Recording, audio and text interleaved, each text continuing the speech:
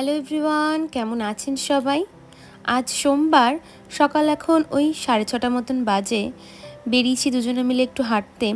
এসেছি পাশেই না একটা পরিত্যক্ত ওই জমি মতন আছে, ওখানে না বেশ কিছুটা ডাটা হয়েছে, সেগুলোই নিতে এসেছি আর কি। দেখুন বেশ ভালো ভালো, এরা তো এই ডাটা শাক এরা খেতেই জানে না। এরা কি করবে বলুন তো, ওই কদিন পরে আর কি ঘাস মরা ওষুধ দিয়ে দেবে যাতে এগুলো মরে যায়। দেখুন আপনাদেরকে একটা জিনিস দেখাই, এটা আমার তো মনে হচ্ছে এটা সেই বেথো শাক বা বেথো শাক অনেকে বলে, সেই শাক। এটা ওই হাইব্রিড যেটা হয় না, সেটা, দেশিটা না।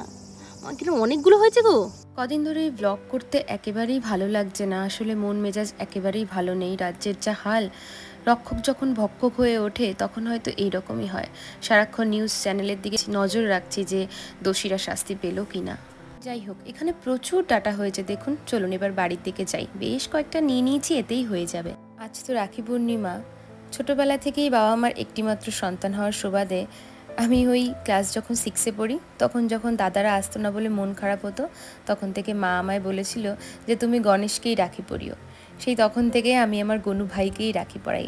আজ যখন অনেক দাদা পাই ঠিকই, কিন্তু সবার প্রথমে আমি কিন্তু গণেশকেই রাখিটা পরাই। যদিও আজ দুজন দাদাকে আসতে বলেছি, একজন হলো দীপ্তা আর একজন হলো জয়ন্ত দাদা। তো দেখি ওরা আসবে বলেছে, সাথে আর একটা দিদিও আসবে। সে এসে তন্ময়কে রাখি পরাবে আর আমি ওদের দুজনকে। আজ তো আবার সোমবার, তাই চটজলদি পুজোও সেরে নিলাম। আর এই তো দীপ্তা চলে এসেছে, চলুন এবার রাখিটা পরিয়ে নিই। তারপরে বাঁধি, ঠাকুর তোমায় সুস্থ রাখুক, অনেক অনেক ইনকাম দিক। আরও একজন দাদা, ওই যার নাম বললাম জয়ন্ত দা, সে আসতে পারেনি। আসলে সে সবে দেশ থেকে এসেছে তো, তাই তার ডিউটির ওখানে একটু বেশি চাপ চলছে। যাই হোক, বুধবার সে আসবে, তখন আপনাদের সাথে তাকে দেখা করাবো। এই তো রাখি পরানো হয়ে গেল, একটু আশীর্বাদ নিয়ে নিলাম। আর তন্ময়কেও দিদি রাখি পরিয়ে দিল।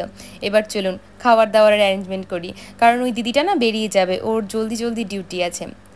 আর এই তো আমি সেদিনকে লুচি করেছিলাম, আর সাথে করেছিলাম ওই ঘুগনি, আর করেছিলাম পায়েস। আর জানেন তো ওই দিদিটা তো জাপানিজ, তাই ও এই ধরনের খাবার না প্রথম দেখলো এবং প্রথম খেলো। আর লুচি এরকম তেলে ছাড়ার সাথে সাথে যখন ফুলে উঠলো, মানে এটা ওর কাছে একটা অভাবনীয় ব্যাপার ছিল।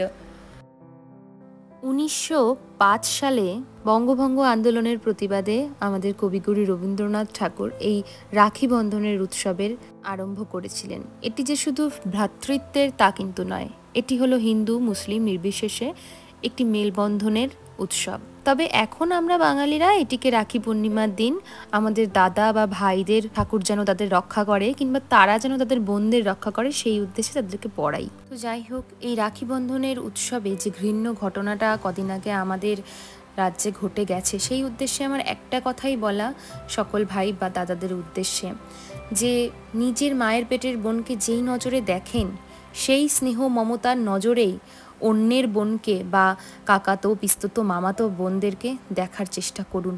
চেষ্টা কি, দেখুন, নিজেদের শিরদাঁড়াটাকে সোজা রাখুন। এমন একটা সমাজ গড়ে তোলা হোক যাতে এইভাবে আর কোনো মায়ের কোল যেন কখনো খালি না হয়। দোষীদের দৃষ্টান্তমূলক শাস্তি আমরা চাই, এমন শাস্তি হোক যেন পুরুষের মনে ভয় থাকে। এই তো এক ঝুড়ি লুচি ভাজা হয়ে গেল।